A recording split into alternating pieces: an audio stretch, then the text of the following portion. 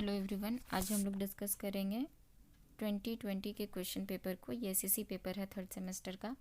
पहला जो क्वेश्चन है, when was the archaeological Survey of India established. Archaeological Survey of India की स्थापना कब हुई है? तो 1861। Next, whose name was associated as the Director General of ASI in the time of the discovery of Harappa and Mohenjo-daro। Harappa और मोहनजोदाड़ो के समय जो डायरेक्टर जनरल थे आर्कियोलॉजिकल सर्वे ऑफ इंडिया के, वो कौन थे? तो आंसर हो जाएगा John Marshall. Next, what is the present name of Imperial Museum at Calcutta. Calcutta में जो इम्पीरियल म्यूजियम था उसका वर्तमान नाम क्या है? तो उसका वर्तमान नाम है the Indian Museum. Imperial Museum को ही इंडियन म्यूजियम नाम दिया गया है। Next, who wrote the book Gaur Rajmala. Gaur Rajmala के रचनाकार कौन है? तो गौड़ राजमाला के रचनाकार राम प्रसाद चंदा है। लास्ट ईयर जब लास्ट ईयर क्वेश्चन को हम लोग डिस्कस किए हैं 2018 वाला, उसमें है एक वर्ड गौड़ लेखमाला। यहाँ पे आप लोग कंफ्यूज नहीं होना है आप लोगों को। गौड़ लेखमाला जो है वो अक्षय कुमार मैत्रेय का है और ये राजमाला है, गौड़ राजमाला, बस एक वर्ड का डिफरेंस है। तो ये राम प्रसाद चंदा। तो आप लोग इसको लिंक करके पढ़ लें कि राज जो है वो राम प्रसाद चंदा है। राज और राम को लिंक करके पढ़ें कि राजमाला में राज है और राइटर का जो नाम है वो राम प्रसाद में राम है। तो राजमाला, गौड़ राजमाला के रचनाकार राम प्रसाद चंदा है। Next question, who was the first India director general of archaeological Survey of India. First Indian director general के नाम को यहाँ पे पूछा गया है। तो जो फर्स्ट डायरेक्टर जनरल थे इंडियन जो थे वो थे दयाराम साहनी। नेक्स्ट क्वेश्चन है, who was the author of text Phiringi Banik. Phiringi Banik के रचनाकार कौन है? तो फिरंगी बानिक के जो रचनाकार हैं वो हैं अक्षय कुमार मैत्रेय। नेक्स्ट क्वेश्चन है, in which year the Dhaka museum was establish. Dhaka museum की स्थापना कब हुई? तो ढाका म्यूजियम की स्थापना हुई है 1913 में, 1913 ईस्वी में। H number question, who was the author of the book iconography of Buddhist and Brahmanical sculpture in the Dhaka museum. Dhaka museum में ये जो पूरा बुक का नाम है iconography of Buddhist and Brahmanical sculpture in the Dhaka museum, इसके रचनाकार नलिनीकांत भट्टशाली हैं। नलिनीकांत भट्टशाली। नेक्स्ट क्वेश्चन, अब हम लोग जाते हैं I number, the Ashutosh museum of Indian art was named after whom. Ashutosh museum of Indian art का नाम किसके नाम पर रखा गया? तो आंसर होगा Ashutosh Mukherjee. J number, when was the national museum of India established. National museum of India की स्थापना कब हुई है? तो नेशनल म्यूजियम ऑफ इंडिया की स्थापना हुई है 15 अगस्त 1949 ईस्वी में, 1949, 15 अगस्त 1949। 2 मार्क्स वाले क्वेश्चन पर अब आ जाते हैं। Who was known as Buddhist archaeologist and why. ये क्वेश्चन 2018 में भी आया था, वहाँ पर भी मैंने बताया है कि अलेक्जेंडर कनिंघम को बुद्धिस्ट आर्कियोलॉजिस्ट कहा जाता है। क्यों? क्योंकि उनका जो फील्ड ऑफ स्टडी था वो बुद्धिस्ट आर्कियोलॉजी थी और बुद्धिस्ट साइट्स को ही उन्होंने एक्सकेवेट किया, खुदाई की, और बुद्धिस्ट सबसे पहले उनकी जो खुदाई थी, जो सबसे पहला उनका जो पुरातात्विक क्षेत्र में योगदान है वो बुद्धिस्ट कल्चर से ही, बुद्धिस्ट स्कल्पचर ही था, उसी से जुड़ा हुआ है सांची सारनाथ वाले क्षेत्र में। तो इस वजह से बुद्धिस्ट आर्कियोलॉजिस्ट भी इन्हें कहा जाता है। Next, what do you mean by Marshall epoch. Marshall epoch या मार्शल युग से आप क्या समझते हैं? एपॉक का मतलब होता है पर्टिकुलर एक विशेष काल जिसमें कुछ विशेष घटनाएं हुई है, तो ये मार्शल से जुड़ा हुआ है। तो जॉन मार्शल जो थे उनके एपॉक के बारे में यहाँ पे पूछा गया है। तो वो एएसआई के डायरेक्टर जनरल के पद पर 1902 से 1928, तो ये जो टाइम पीरियड है यही मार्शल एपॉक के नाम से जाना जाता है, क्योंकि वो इस वक्त पुरातात्विक क्षेत्र में सबसे अधिक प्रभावी रहे। तो 1902 से 1928 का काल जिसमें जॉन मार्शल ने एएसआई के डायरेक्टर जनरल के पद पर विराजमान होते हुए पुरातत्व के क्षेत्र में अनेक कार्य किए, इसी काल को मार्शल काल या मार्शल एपॉक के नाम से जाना जाता है। नेक्स्ट क्वेश्चन है, when and why was the treasure trove act passed. ये भी 2018 में आ चुका है। ये जो एक्ट है ट्रेजर ट्रॉव एक्ट, ये पास हुआ था 1878 में और यह ट्रीजर संबंधी जो नियम थे एक्सकेवेशन के दौरान, जो ट्रीजर थे उनसे संबंधी नियमों में सुधार करने के लिए लाया गया था, उनके संरक्षण के लिए। Next, state the name of 2 site museum in colonial period of time. Colonial period time में 2 साइट म्यूजियम का नाम लिखना है। यहाँ पे आप लोग ध्यान दीजिए, जो वर्ड है साइट, साइट मतलब स्थल होता है।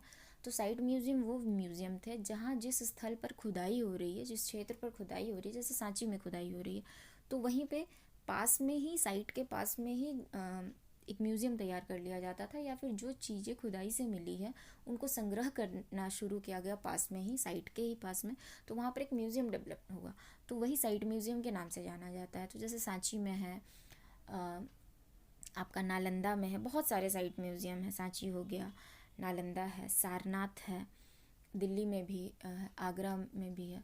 तो आप लोग 2 नाम याद रखें, सारनाथ और नालंदा।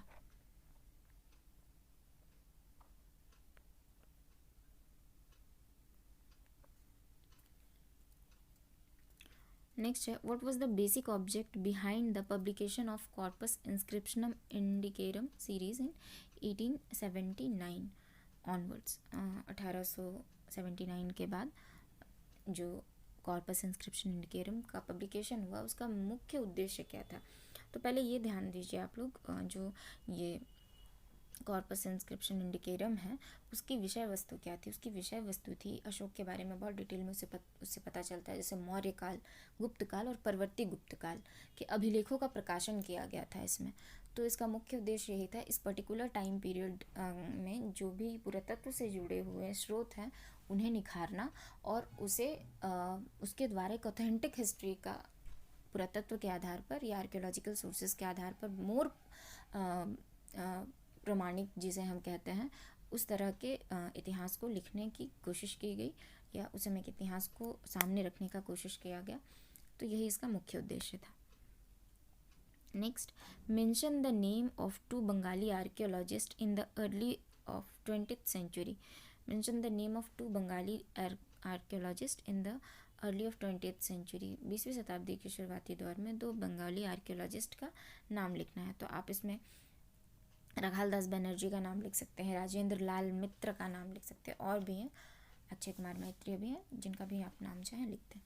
नेक्स्ट क्वेश्चन है, what is public archaeology. Public archaeology क्या है। देखिए यहाँ पे 2 वर्ड है, पब्लिक और आर्कियोलॉजी, यानी पुरातत्व पब्लिक आर्कियोलॉजी के बारे में बोला गया है। तो आर्कियोलॉजी के क्षेत्र में सरकार द्वारा जो पुरातत्व के क्षेत्र में अनुदान कार्य, सरकारी सहयोग मिलता है, जो भी खुदाई के लिए या अन्य कामों के लिए, तो यहीं से पब्लिक आर्कियोलॉजी का डेवलपमेंट शुरू हुआ। तो पब्लिक यानी गवर्नमेंट के द्वारा दी गई संरक्षण के अधीन आर्कियोलॉजी के जुड़े काम या आर्कियोलॉजी को ही पब्लिक आर्कियोलॉजी कहा जाता है। Next, who was Ram Prasad चंदा।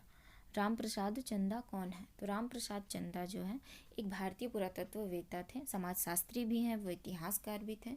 इन्होंने गौड़ राजमाला की रचना की है और ये वरेंद्र रिसर्च सोसाइटी के अध्यक्ष भी थे। Name 2 major archaeological sites in colonial Bengal. आप इसमें चंद्रकेतुगढ़ लिख सकते हैं, बानगढ़ लिख सकते हैं, और भी नाम है, ये 2 नाम ध्यान रखिए, Chandraketugarh, Bangarh. Next, J number question, when and by whom the Vangiya Sahitya Parishad was founded. वंग्य Sahitya परिषद की स्थापना कब और किसके द्वारा हुई। तो 1893 में है वंग्य साहित्य परिषद की स्थापना, और ये एल लियोटर्ड और के द्वारा हुई थी, और क्षेत्रपाल चक्रवर्ती, इन दोनों का योगदान है, एल लियोटर्ड और क्षेत्रपाल चक्रवर्ती। 5 मार्क्स वाले क्वेश्चन पर आ जाते हैं। How far did archaeology as a discipline make the new foundation of authentic history in colonial India.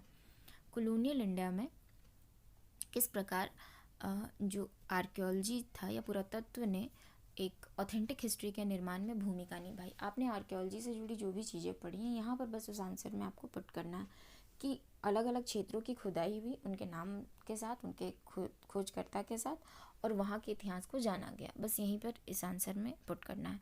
Next, do you think that the arrival of Lord Curzon as the viceroy as a great boon to Indian archaeology.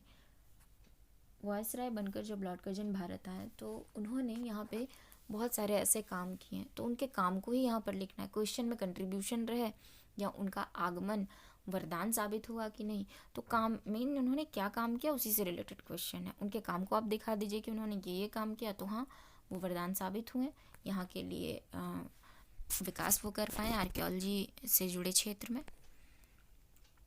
Next, assess the contribution of Akshay Kumar Maitreya as an important propagator of Indian history। Akshay Kumar Maitreya के बारे में आपको लिखना है, उनके contribution को लिखना है कि किस प्रकार वो यहाँ के इंडियन हिस्ट्री को जानने और लोगों के सामने रखने में उन्होंने क्या भूमिका निभाई, तो उनके कार्य को यहाँ पर लिखना है। Next, state the contribution of the Ashutosh museum of Indian art in Indian art and archaeology. भारतीय पुरातत्व और कला में आशुतोष म्यूजियम की भूमिका को लिखना है। Sketch briefly the background that led in making the national museum of India in 1949। 1949 में जो म्यूजियम की स्थापना हुई वो एक दिन में स्थापित जरूर हुआ, लेकिन उसके पीछे एक बैकग्राउंड है, उसी बैकग्राउंड को लिखना है कि किस प्रकार इसका विकास हुआ और एक म्यूजियम की स्थापना हुई। Next, how far do you consider that Rakhal Das Banerjee as the drain of Indian archaeology. Indian archaeology के क्षेत्र में राखाल दास बनर्जी एक महत्वपूर्ण व्यक्तित्व थे, उनके द्वारा किया गया काम के बारे में ही यहाँ पर आपको लिखना है। Next, evaluate the contribution of sir John Marshall in the field of Indian archaeology. फिर से वही जॉन मार्शल के बारे में लिखना है, जॉन मार्शल के कामों को आर्कियोलॉजी में, जॉन मार्शल जब एसआई के पद पर आए उस बीच में जो भी काम हुए हैं उनको लिखना है। Next, discuss the growth and development of different museum in Bengal province under the colonial power. जो कॉलोनियल पावर में रहने के बाद, यानी जब कॉलोनियल पावर यहाँ पर थी, तो उस वक्त बंगाल में म्यूज़ियम का जो विकास हुआ, अलग अलग म्यूज़ियम की स्थापना हुई, किस तरह से ये विकसित हुआ उसके बारे में लिखना है। तो ओवरऑल यहाँ पे जितने भी म्यूज़ियम्स हैं, छोटे हो या बड़े हो, और कंपनी द्वारा स्थापित की गई, ब्रिटिश सरकार द्वारा स्थापित की गई, प्राइवेट इंस्टीट्यूट या प्राइवेट इनिशिएटिव लेकर स्थापित किया गया, उन सारी चीज़ों के बारे में यहाँ पे ओवरऑल आपको लिखना है। Next, analyse the contribution of Nalini Kanta Bhattasali in the field of Indian archaeology. Nalini Kanta Bhattasali के बारे में लिखना है, इंडियन आर्कियोलॉजी के फील्ड में उन्होंने क्या किया, जिस तरह से ढाका म्यूजियम में उनका महत्वपूर्ण योगदान है, उसके बारे में आपको यहाँ पर लिखना है। तो ओवरऑल ये 2020 का क्वेश्चन भी हो गया है, इससे पहले भी 2018 अपलोडेड है, आप उसे भी देख लें। फिर हम लोग नेक्स्ट वीडियो में मिलेंगे नेक्स्ट ईयर के पेपर के साथ। अभी के लिए इतना ही।